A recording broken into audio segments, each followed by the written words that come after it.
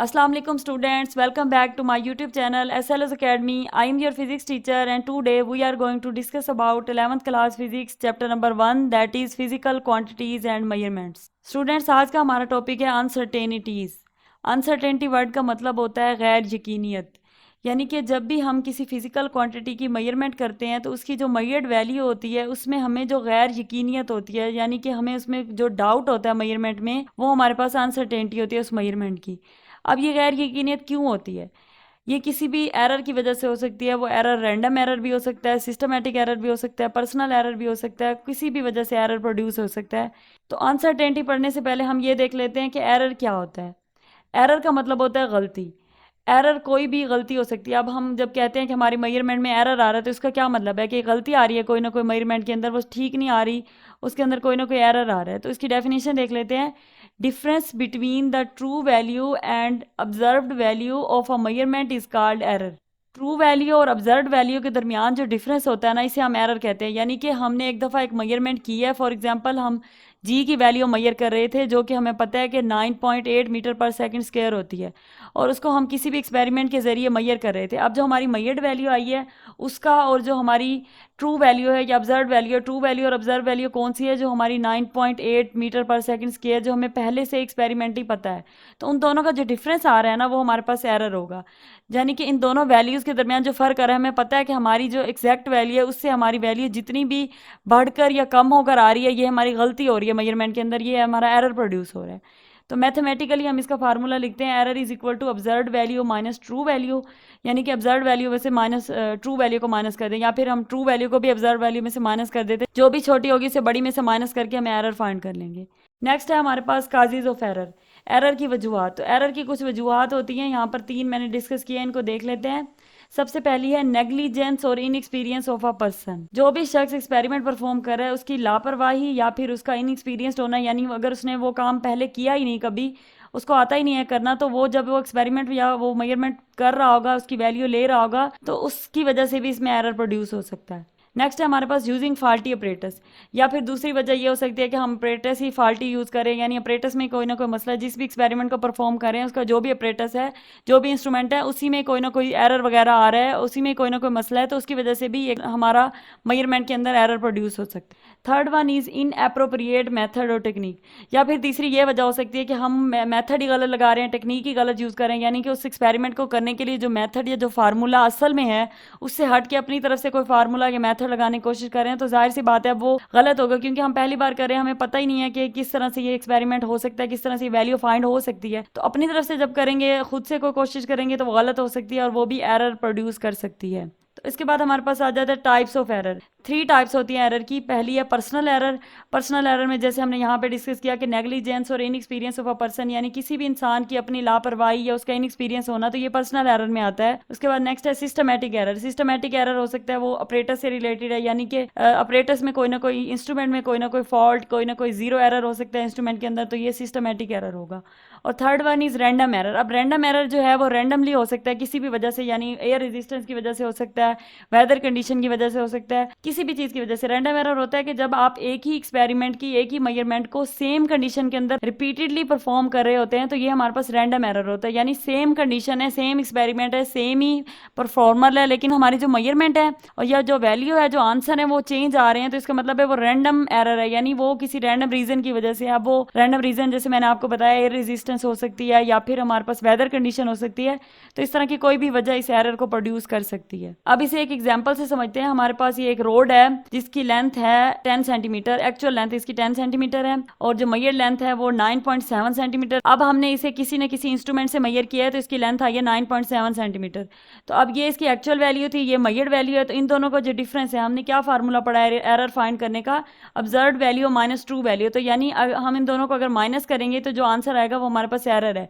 10 minus 9.7, तो 0.3 centimetre हमारे पास क्या आ रहा है? एरर आ रहा है इस मेजरमेंट के अंदर, इस मेजरमेंट के अंदर इतनी गलती आ रही है, यानी 0.3 सेंटीमीटर तक हम इस मेजरमेंट को गलत फाइंड कर रहे थे, हमने असल वैल्यू से कम 0.3% कम आई है हमारी वैल्यू। नेक्स्ट है हमारे पास अनसर्टेनिटी। अब एरर को समझने के बाद अनसर्टेनिटी को समझना आसान हो जाएगा, क्योंकि जैसे कि पहले मैंने आपको बताया कि अनसर्टेनिटी जो है वो एरर की वजह से होती है। जो हमारी मेजरमेंट के अंदर एरर आ रहा होता है वो हमारी मेजरमेंट के अंदर गैर यकीनियत की वजह बन रहा होता है। अब अनसर्टेनिटी देख लेते हैं। अनसर्टेनिटी क्या होती है, इसकी डेफिनेशन है the range of possible values with in which the true value of measurement lies is called uncertainty. वो रेंज पॉसिबल वैल्यूज़ की जिसके अंदर हमारी ट्रू मेजरमेंट लाई करती हो, यानी कि एक रेंज है हमारे पास, अनसर्टेनिटी हमें एक रेंज बता देती है जिसके अंदर हमारी ट्रू वैल्यू आ रही होती है। अब इसको एक मिसाल से समझते हैं। फॉर एग्जांपल हम रोड की लेंथ मेजर कर रहे थे और उसकी लेंथ हमारे पास आई 3.06 प्लस माइनस 0.2 मिलीमीटर। तो अब ये 3.06 तो उसकी लेंथ हो गई, लेकिन ये जो प्लस माइनस 0.2 मिलीमीटर है ना बच्चों, ये आपने पहले नहीं देखा होगा कभी भी लेंथ के साथ। जब हम वैसे नॉर्मली लेंथ लिखते हैं तो क्या लिखते हैं, बस सिर्फ 3.06 और 7 मिलीमीटर लगा देते हैं। तो ये जो प्लस माइनस 0.2 मिलीमीटर है ना, ये है हमारे पास, ये हमें अनसर्टेनिटी के बारे में बताता है। अब किस तरह से अनसर्टेनिटी के बारे में बताता है, अब ये जो 0.2 मिलीमीटर है ये हमें बता रहा है कि ये 3.06 से 0.2 मिलीमीटर वैल्यू ऊपर भी हो सकती है और 0.2 मिलीमीटर वैल्यू कम भी हो सकती है, प्लस और माइनस। इतना इसमें 0.2 का इजाफा भी हो सकता है और इतना कमी भी हो सकती है, यानी कि इतना एक इसकी रेंज है, इतनी एक इसके अंदर अनसर्टेनिटी आ रही है, यानी इतना ऊपर नीचे हो सकता है, 19-20 का फर्क हो सकता है हमारी वैल्यू के अंदर। तो ये हमें रेंज के बारे में बता रहा है, range of possible values with in which the true measurement lies. तो अब क्या है, रेंज हमारी क्या बन गई इस वैल्यू के लिए, 3.04 टू 3.08, यानी कि 06 से 0.2 मिलीमीटर कम 3.04 और 0.2 मिलीमीटर ऊपर 3.08 मिलीमीटर। अच्छा, अनसर्टेनिटी का जो यूनिट है ना वो वही होता है जो हमारी मेजर्ड वैल्यू का यूनिट होता है, यानी अगर हम यहाँ पर लेंथ मेजर कर रहे हैं, फिजिकल क्वांटिटी हमारी लेंथ है, तो उसका जो यूनिट होगा हमारा वही अनसर्टेनिटी का यूनिट होगा। नेक्स्ट है हमारे पास uncertainty is a quantitative measurement of variability in the data. अब ये डाटा के अंदर जो वेरिएबिलिटी हो रही होती है, यानी जितना डाटा वेरी कर रहा होता है उसकी ये क्वांटिटेटिव मेजरमेंट है। हमें ये क्वांटिटेटिवली नंबर्स की फॉर्म में बताता है कि हमारा डाटा कितना वेरी करे। जैसे हमने यहाँ लेंथ में देखा कि हमारा जो डाटा है, डाटा क्या लेंथ है ना रोड की, तो वो क्या आ रही थी 3.06। अब अनसर्टेनिटी हमें क्या बता रही है कि ये इतना एक वेरी कर सकता है, यानी 0.2 मिलीमीटर ऊपर भी हो सकता है, 0.2 मिलीमीटर कम भी हो सकता है, 3.04 से 3.08 के दरमियान इसकी रेंज है। तो ये हमें क्वांटिटेटिव मेजर बता रहा है variability in the data. Next हमारे पास काजेज आ जाते हैं अनसर्टेनिटी के। तो इसके दो मेन काजेज होते हैं। पहला है लिमिटेशन ऑफ मेजरिंग इंस्ट्रूमेंट। अब limitation of measuring instrument, instrument की क्या लिमिटेशन हो सकती है, एक इंस्ट्रूमेंट का लीस्ट काउंट ही उसकी लिमिटेशन हो सकता है। वो किस तरह से हो सकता है कि कम से कम एक इंस्ट्रूमेंट जितनी वैल्यू फाइंड कर सकता है वो हमारे पास लीस्ट काउंट होता है। तो अब वो इंस्ट्रूमेंट जब उससे कम वैल्यू मेजर ही नहीं कर सकता तो ये उसकी जो है लिमिटेशन होगी। अब फॉर एग्जाम्पल अगर हम किसी भी चीज़ की लेंथ मेजर कर रहे हैं और वो हमारे पास आ रही है 1 से 2 के दरमियान, 1 से 2 मिलीमीटर के दरमियान आ रही है, तो अब हम 1 से 2 के दरमियान आ रही है तो उसको कैसे निकालते हैं, 1 + 2 करेंगे तो जो भी आंसर आ जाएगा हमारे पास 3 आ जाएगा। 3 को डिवाइड करेंगे 2 पे तो आ जाएगा 1.5। तो ये जो आंसर आया ना 1.5। अब प्लस माइनस हमने साथ क्या लिखना है, half of the least count. Uncertainty जो होती है ना वो लीस्ट काउंट का हाफ होती है। जैसे मैंने यहाँ पर लिखा कि uncertainty is equal to 1/2 least count. तो जो भी हमारी वैल्यू आई है लेंथ की 1.5 मिलीमीटर या 1.5 सेंटीमीटर, उसके साथ प्लस माइनस, अब जो भी उस इंस्ट्रूमेंट का लीस्ट काउंट होगा ना उसका हाफ, यानी अगर 0.1 है तो हम उसका हाफ कर देंगे, 1 सेंटीमीटर है तो उसका हाफ कर दें, जितना भी हमारे पास लीस्ट काउंट है इंस्ट्रूमेंट का उसका हाफ करके हम हमारी मेजरमेंट के अंदर ऐड और सब्ट्रैक्ट दोनों करेंगे तो ये हमारी क्या होगी, अनसर्टेनिटी होगी। तो अनसर्टेनिटी किस चीज़ पे डिपेंड कर रही है, लीस्ट काउंट पे। लीस्ट काउंट क्या है, हमारे पास लिमिटेशन ऑफ मेजरिंग इंस्ट्रूमेंट है। तो अनसर्टेनिटी का एक काज क्या हो गया, limitation of measuring instrument. Next है हमारे पास skills of experimenter making the measurement. अब स्किल्स भी मैटर करती हैं उस बंदे के जो एक्सपेरिमेंट को परफॉर्म करे। जाहिर सी बात है जो बंदा एक्सपेरिमेंट कर रहा है तो अगर अब उसके पास स्किल्स ही नहीं है, उसको काम ही नहीं करना आता, तो वो भी गलतियां करेगा, उसकी वजह से भी अनसर्टेनिटी प्रोड्यूस हो सकती है, उसकी वजह से भी गैर यकीनियत आ सकती है, एरर आ सकता है। तो ये भी एक रीज़न है। नेक्स्ट हमारे पास है टाइप्स ऑफ अनसर्टेनिटी। तो इसकी 3 टाइप्स होती हैं। सबसे पहली है एब्सोल्यूट अनसर्टेनिटी। अब एब्सोल्यूट नाम से पता चल रहा है एग्जैक्ट और एब्सोल्यूट अनसर्टेनिटी, यानी जितनी की जितनी हमारी मेजरमेंट के अंदर अनसर्टेनिटी आ रही है वो सारी जो है एब्सोल्यूट अनसर्टेनिटी कहलाती है। सो इसकी डेफिनेशन भी इसी तरह से है, total uncertainty in a measurement is called absolute uncertainty. जितनी भी हमारी अनसर्टेनिटी आ रही है मेजरमेंट के अंदर वो सारी जब हम फाइंड कर लेते हैं तो वो क्या होती है, हमारी absolute uncertainty. And it is denoted by del. अब ये डेल का सिंबल देख लीजिए इस तरह से है, तो इसे हम डेल से डिनोट करते हैं। Absolute uncertainty is equal to the least count of measuring instrument. अब जो एब्सोल्यूट अनसर्टेनिटी है ना is equal to the least count of measuring instrument, जबकि जो अनसर्टेनिटी है is equal to the half of least count. तो uncertainty और absolute uncertainty में फ़र्क है, ये इसका एक स्पेशल केस है, यानी हम टोटल अनसर्टेनिटी को ले रहे हैं और ये एक जनरल टर्म है।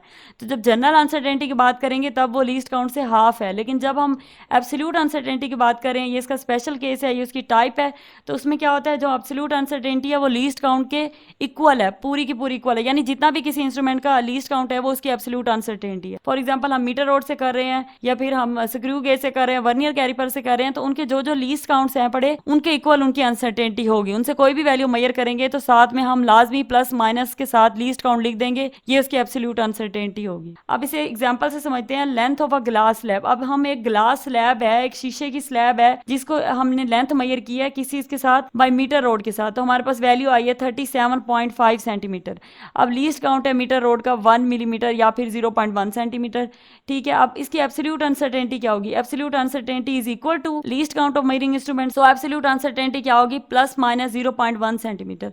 तो अब जो भी रोड की वैल्यू आई है, मीटर रोड की वैल्यू आई है, उसमें हम प्लस माइनस करके इसको ऐड कर देंगे, ठीक है। ये इसकी एब्सोल्यूट अनसर्टेनिटी होगी। लेकिन अब हमने इसकी अनसर्टेनिटी अगर फाइंड करनी है तो क्या करेंगे? तो अब एब्सोल्यूट अनसर्टेनिटी होगी ना। अब अनसर्टेनिटी के लिए इस तरह से है कि आपकी बुक में इस एग्जांपल को इस तरह से कोट किया गया है कि स्लैब की जो लेंथ है वो हम 25 मीटर से स्टार्ट करें, यानी मीटर रोड के ऊपर 25 सेंटीमीटर जहां पर मार्क हुआ है ना, वहां पर हम स्लैब का एक एंड रख रहे हैं और दूसरी तरफ 58 सेंटीमीटर तक उसकी दूसरी एंड आ रही है। तो ये स्लैब की लेंथ इस तरह से मेजर की गई है कि 20.5 से स्टार्ट हो रही है और 58 पे खत्म हो रही है।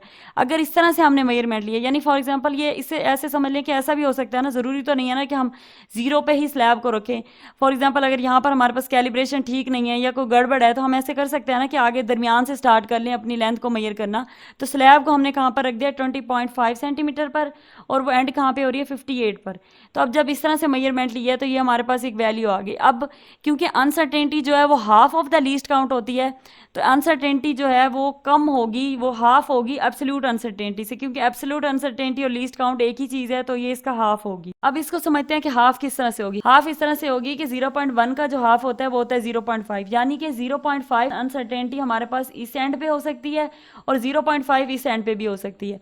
दोनों एंड्स पे जो अनसर्टेनिटी है वो हाफ ऑफ हो जाएगी। जो एब्सोल्यूट अनसर्टेनिटी है वो दोनों एंड पे हाफ ऑफ चांसेस हैं उसके होने के।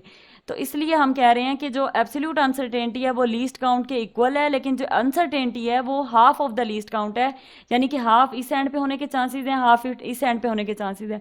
इसलिए हमने यहाँ पर लिखा 58 प्लस माइनस 0.5 सेंटीमीटर, यानी 58 के अंदर भी प्लस माइनस 0.5 की कमी पेशी हो सकती है और 20.5 के साथ भी प्लस माइनस 0.5 की कमी पेशी हो सकती है। तो जब इनको सब्ट्रैक्ट करेंगे तो हमारे पास ये आया 37.5 प्लस माइनस 0.1 सेंटीमीटर। अब देखें अगर हम इनको सब्ट्रैक्ट करें तो अनसर्टेनिटीज क्या हो गई हैं? ऐड हो गई हैं। जब एब्सोल्यूट अनसर्टेनिटी लिखेंगे, यानी जब टोटल अनसर्टेनिटी लिखेंगे, एब्सोल्यूट का मतलब मैंने आपको बताया था कि वो टोटल अनसर्टेनिटी होती है, तो तब क्या होगा? 0.1 हो गया। लेकिन जब हमने उसको अलग अलग लिखा, अलग अलग मेजरमेंट में लिखा, तब हमने हाफ हाफ लिखा। तो टोटल अनसर्टेनिटी कितनी आ गई? 0.1 सेंटीमीटर, और इसकी वैल्यू क्या हो गई? 37.5।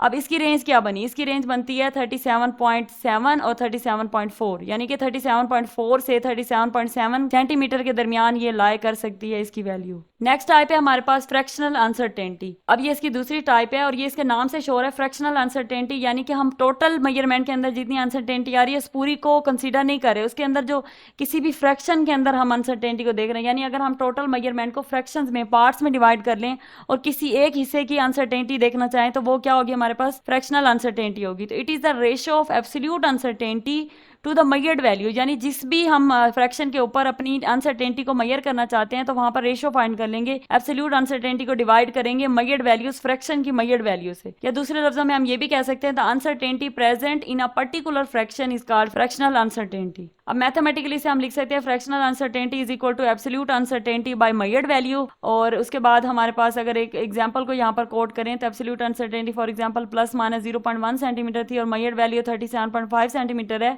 तो इसकी जो फ्रैक्शनल अनसर्टेनिटी है वो क्या होगी, प्लस माइनस 0.003 सेंटीमीटर। अब है हमारे पास smaller the magnitude of fractional uncertainty greater will be the accuracy. अब जितनी फ्रैक्शनल अनसर्टेनिटी की वैल्यू कम होगी उतनी एक्यूरेसी ज्यादा होगी।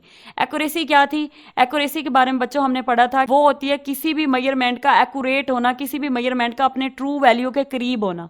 तो अब जब फ्रैक्शनल अनसर्टेनिटी कम से कम होगी, यानी हमारे फ्रैक्शन किसी भी एक हिस्से के अंदर, पूरी मेजरमेंट को जब हम पार्ट्स में फ्रैक्शंस में डिवाइड करेंगे, तो जब किसी एक हिस्से के अंदर अनसर्टेनिटी कम आ रही है और इसी तरह सब हिस्सों के अंदर अगर कम आ रही है तो ओवरऑल अनसर्टेनिटी कम हो जाएगी। ऐसे ही है ना, ओवरऑल अनसर्टेनिटी जब कम होगी तो इसका मतलब है गैर यकीनियत कम हो गई, एरर कम हो गया, और जब एरर कम हुआ, अनसर्टेनिटी कम हुई, तो क्या होगा, एक्यूरेसी बढ़ जाएगी। एक्यूरेसी का मतलब है कि हमारी मेजरमेंट ट्रू वैल्यू के और करीब हो गई, यानी हम एक्यूरेट मेजरमेंट कर रहे हैं, ठीक मेजरमेंट कर रहे हैं। अब नेक्स्ट है हमारे पास परसेंटेज अनसर्टेनिटी।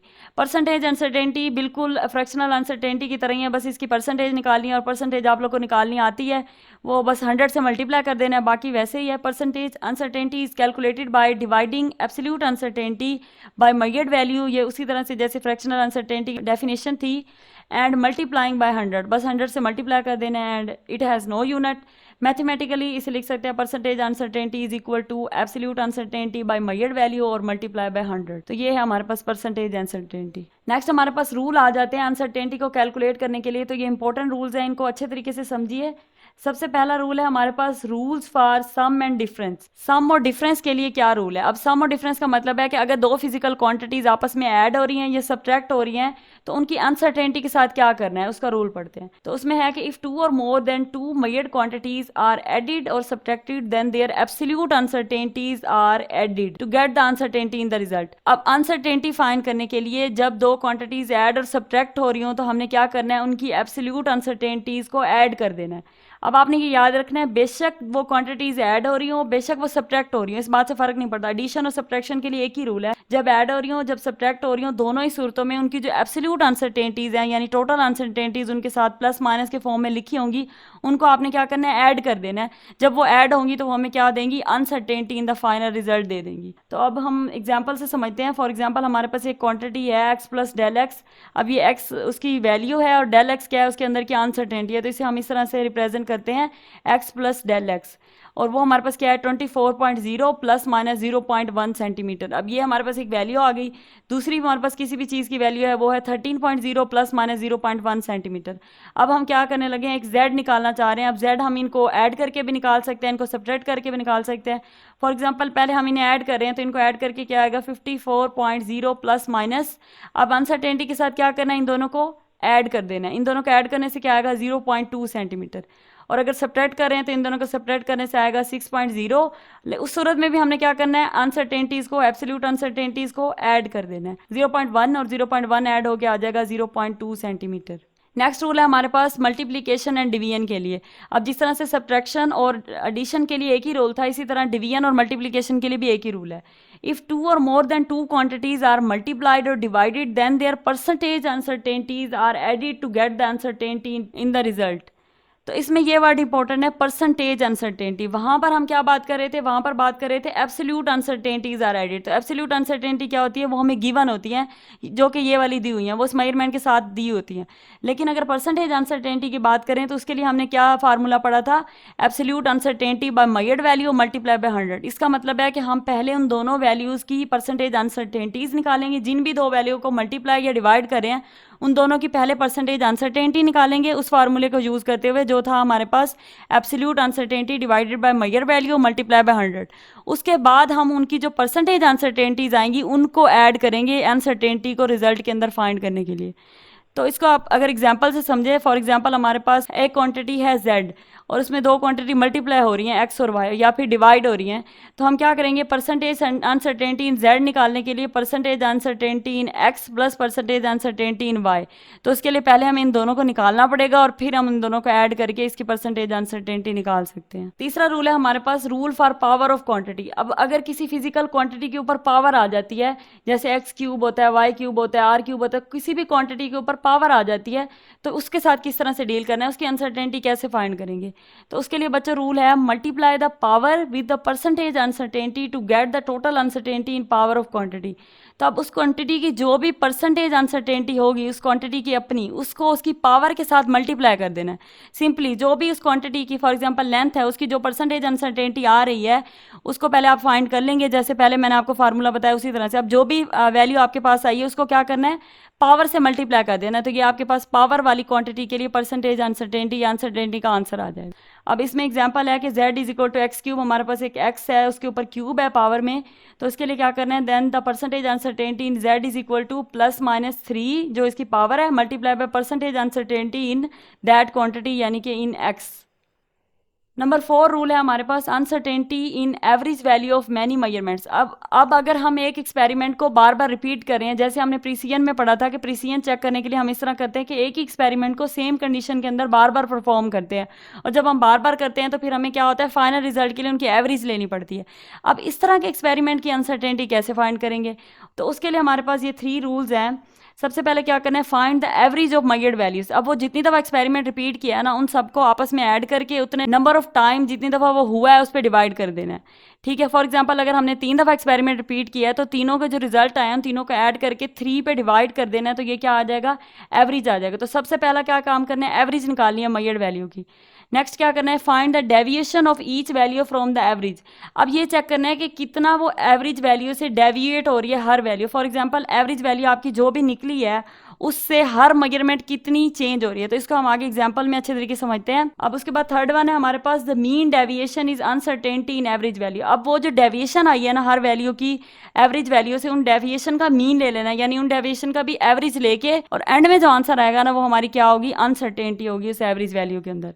तो अब ये एग्जांपल देखते हैं, उससे आपको ज्यादा समझ आएगा। फॉर एग्जांपल हमारे पास एक सिलेंडर है, स्मॉल सिलेंडर, जिसका हम रेडियस फाइंड कर रहे हैं, और उसका रेडियस जो है हमने 3 टाइम फाइंड किया है। तो पहली दफा जब फाइंड किया तब हमारे पास आंसर आया 1.50 सेंटीमीटर। नेक्स्ट टाइम जब हमने एक्सपेरिमेंट रिपीट किया फिर आया 1.51 सेंटीमीटर। थर्ड टाइम आंसर आया 1.52 सेंटीमीटर। तो अब सबसे पहले हमने क्या करना है, सबसे पहले हमने करना है find the average of measured value. तो सबसे पहला काम क्या है, इसकी एवरेज फाइंड करें। अब एवरेज को कैसे फाइंड करना है, R1 + R2 + R3 divided by 3, यानी इन तीनों वैल्यूज को ऐड करेंगे और 3 पे डिवाइड कर देंगे, तो इसका आंसर आया 1.51 सेंटीमीटर। अब ये हमने एवरेज फाइंड कर ली। नेक्स्ट स्टेप हमारे पास क्या था, find the deviation of each value from the average value. अब हमने क्या करना है, डेविएशन फाइंड करनी है हर वैल्यू की एवरेज वैल्यू से।